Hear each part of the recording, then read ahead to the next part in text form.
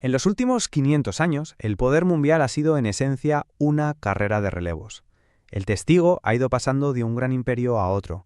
Lo que vamos a hacer hoy es precisamente eso, seguir esa carrera, pero no solo para ver quién ganó cada etapa, sino para entender cómo ese legado, cómo esa carrera sigue definiendo el mundo en el que vivimos hoy.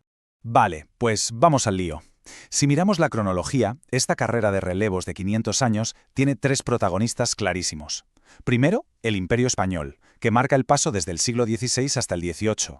Después toma el testigo el Imperio Británico, que domina durante el XIX y principios del XX. Y finalmente llegamos a la era moderna, con el ascenso de Estados Unidos. Vamos a ver cada tramo, uno por uno. Y para no perdernos en este viaje, aquí tenemos nuestra hoja de ruta. Empezaremos viendo el panorama general, ¿no? ¿Qué era eso de la era de los imperios? Luego nos meteremos de lleno con cada uno de los tres grandes, España, Gran Bretaña y Estados Unidos. Y para terminar, lo conectaremos todo con el presente para ver qué queda de todo aquí. Venga, pues arrancamos con la primera parte, la era de los imperios. Y es que, antes de hablar de los corredores, hay que entender cómo era la pista. Hablamos de un mundo donde el poder significaba expandirse y donde nadie, absolutamente nadie, se quedaba en la cima para siempre. El dominio estaba en constante movimiento, y eso es lo que vamos a ver. Y esta metáfora, la del testigo, es fundamental. Porque esto no iba de que uno llegara y el otro se fuera, sin más, no. Cada potencia que llegaba al poder no solo lo heredaba, sino que lo transformaba, dejaba su propia huella, remodelaba el mundo entero a su imagen y semejanza. Y esa huella, ojo, es la que todavía hoy podemos ver y tocar. Bueno, y el primero en salir a la pista, el que de alguna manera inventó las reglas del juego a escala global, fue el Imperio Español. Su impacto fue tan bestial que hoy hablamos de él como el artífice de la primera globalización. A ver, lo que es realmente alucinante es la escala. Antes del Imperio Español es que nadie había tenido un alcance ni remotamente parecido. Por primera vez en la historia de la humanidad se creó una red que unía Europa, América y Asia. Y no era una red cualquiera, era una red comercial y cultural que no solo conectó el mundo, sino que puso los cimientos de un sistema global que iba a durar siglos. Aquí está el concepto clave de todo esto, la primera globalización. Porque el poder español no se basaba solo en la conquista militar, sino en crear sistemas, en crear infraestructuras. El Galeón de Manila, por ejemplo, eso fue una auténtica autopista marítima que funcionó durante 250 años. Unía continentes y al hacerlo no solo transportaba plata o sedas, estaba creando la primera economía realmente mundial. Y fijaos en este número, 572 millones. Es una cifra que marea, ¿verdad? Pero no es solo una estadística, es el reflejo directo de un proyecto imperial que duró 300 años y que usó la religión como pegamento, como una herramienta de control y cohesión. Es sin duda una de las huellas más profundas y duraderas que existen, la prueba de que las decisiones de un imperio pueden moldear continentes enteros durante siglos. Venga, pues pasamos al siguiente relevo. Con el poder español ya en declive, Gran Bretaña recoge el testigo. Pero ojo, no para correr la misma carrera. Su modelo de imperio va a ser radicalmente distinto porque estaba impulsado por una fuerza completamente nueva, la revolución industrial. Para que nos hagamos una idea de la magnitud de esto, solo hay que mirar el dato. En su momento de máximo apogeo, 1 de cada 4 personas del planeta vivía bajo dominio británico. Era, literalmente, el imperio en el que nunca se ponía el sol. Una escala global que de hecho superaba a la española, pero que, como decíamos, se construyó sobre unos cimientos totalmente diferentes. Y la pregunta es, ¿cómo lo consiguieron? ¿Cómo se llega a esa expansión brutal? Pues la respuesta está en una palabra: tecnología. Mientras España dependía de la fuerza del viento en sus velas, Gran Bretaña dominaba el vapor.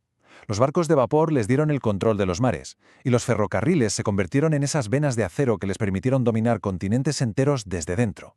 El poder ya no venía de la corona o de la cruz, sino de la fábrica y del carbón.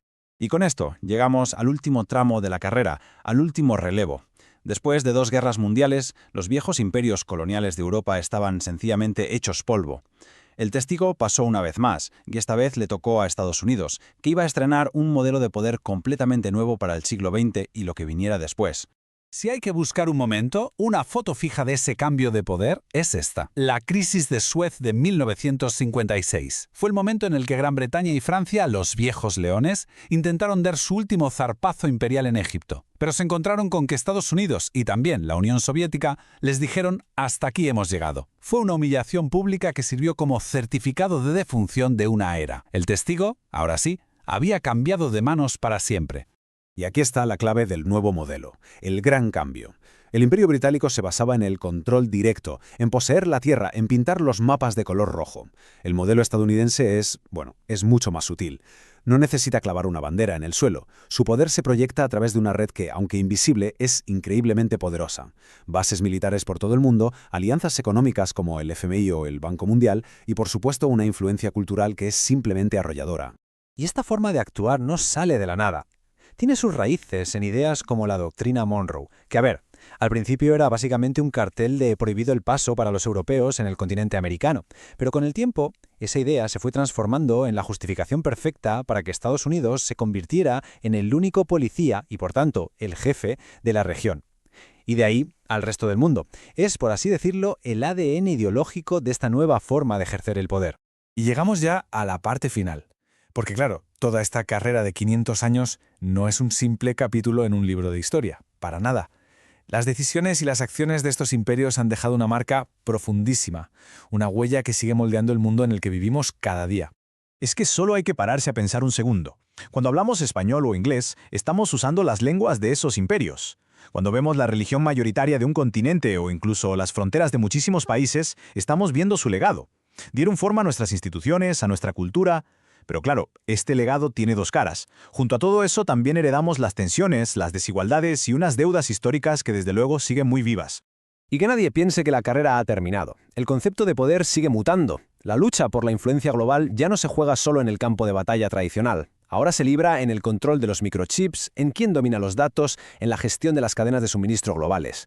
Estamos claramente entrando en una fase nueva de esta competición, con nuevos jugadores y sobre todo con unas reglas de juego totalmente nuevas. Todo esto nos deja con la gran pregunta final, ¿no? Hemos hecho un viaje de 500 años, hemos visto cómo el poder pasó de los galeones a los barcos de vapor y de ahí a la influencia económica y cultural. Si esta larguísima carrera de relevos sigue adelante, la pregunta es, ¿quién será el siguiente en coger el testigo? Y más importante aún, ¿qué nuevo modelo de poder global traerá consigo? Porque si algo hemos aprendido es que la historia nunca se detiene, el juego sigue.